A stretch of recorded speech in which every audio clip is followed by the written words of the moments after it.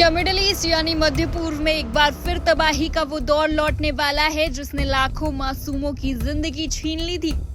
क्या 4 साल से शांत पड़ी मिसाइलें और ड्रोन एक बार फिर आसमान में बारूद की गंध घोलने के लिए तैयार है? जी हाँ, यमन से आ रही खबरें डराने वाली है। जिस शांति को बनाने में सालों लग गए, वो शांति महज कुछ घंटों में धुएं की तरह उड़ गई है।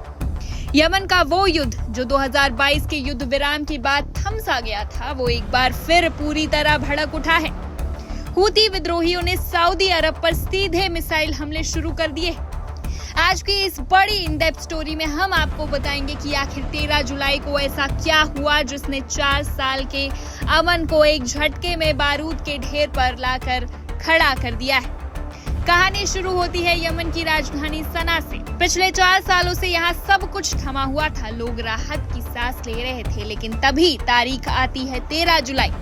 सना इंटरनेशनल एयरपोर्ट के आसमान पर एक ईरानी विमान मंडरा रहा था। इस विमान में हूती आंदोलन यानी अंसारुल्लाह का एक बड़ा प्रतिनिधिमंडल सवार था। अंतर्राष्ट्रीय स्तर पर मान्यता प्राप्त और सऊदी अरब समर्थित यमन सरकार को भनक लगती है कि ये विमान यमन के हवाई क्षेत्र का उल्लंघन कर रहा है। बस फिर क्या था, एक बड़ा फैसला लिया जाता है। यमन की सरकारी सेना सना एयरपोर्ट के रनवे पर एक जोरदार हवाई हमला कर देती है। निशाना विमान नहीं था, निशाना था रनवे, ताकि वो ईरानी विमान वहां लैंड ही ना कर सके। यमन सरकार का दावा था कि ये देश की सुरक्षा के लिए जरूरी कदम था, लेकिन हूतियों के लिए ये एक खुली चुनौती थी। एक ऐसा वार था जिसका जवाब दिए बिना वो शांत नहीं बैठ सकते थे। अब यहाँ से इस कहानी में एक बड़ा ट्विस्ट आता है।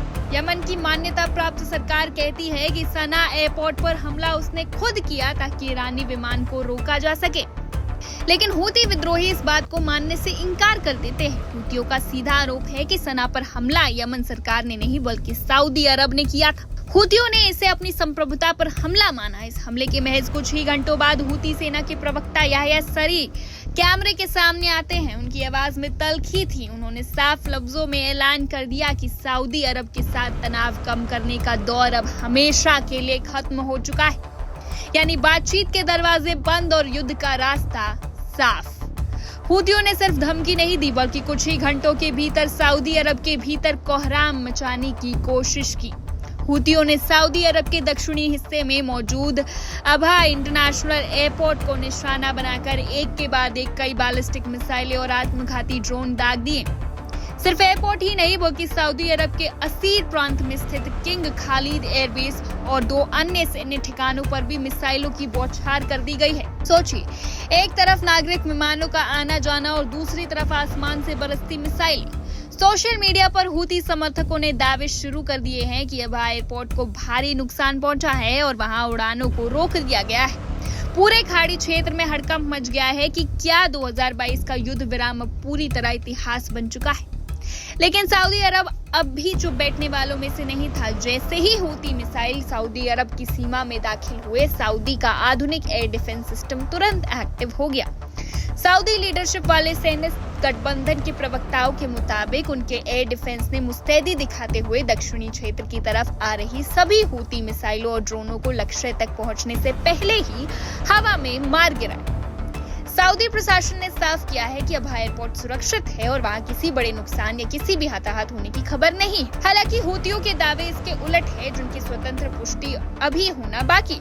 इस पूरे विवाद को समझने के लिए हमें थोड़ा पीछे जाना होगा। ये लड़ाई सिर्फ हूती और यमन सरकार की नहीं है, ये असल में मिडिल ईस्ट के 2 बड़े दिग्गजों की परोक्ष जंग यानी प्रॉक्सी वॉर है। एक तरफ सऊदी अरब है जो यमन की मान्यता प्राप्त सरकार की पीठ पर हाथ रखे हुए है, दूसरी तरफ ईरान है जिसे हूती आंदोलन का सबसे बड़ा मददगार माना जाता है।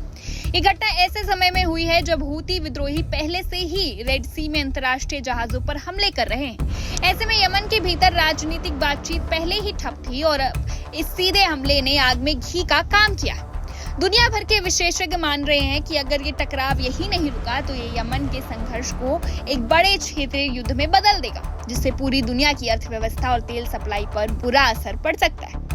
फिलहाल सऊदी अरब की तरफ से किसी बहुत बड़े जवाबी सैन्य हमले की खबर तो नहीं आई है, लेकिन सीमा पर दोनों तरफ की सेनाएं हाई अलर्ट पर हैं। बंदूकें तन चुकी है और मिसाइलों के मुंह खुल चुके हैं। तो क्या 4 साल की वो शांति जो यमन के मासूम बच्चों और नागरिकों के लिए एक नई सुबह लेकर आई थी, वो हमेशा के लिए खत्म हो गई है?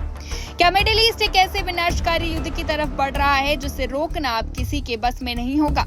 और सबसे बड़ा सवाल, क्या सऊदी अरब इस मिसाइल हमले का बदला लेने के लिए यमन पर कोई बड़ा हमला करेगा? इस बारूद की तपिश कहां तक जाएगी? हमारी नजर इस बड़ी खबर पर लगातार बनी हुई है। आप देखते रहिए one India Hindi. Subscribe to One India and never miss an update. Download the One India app now.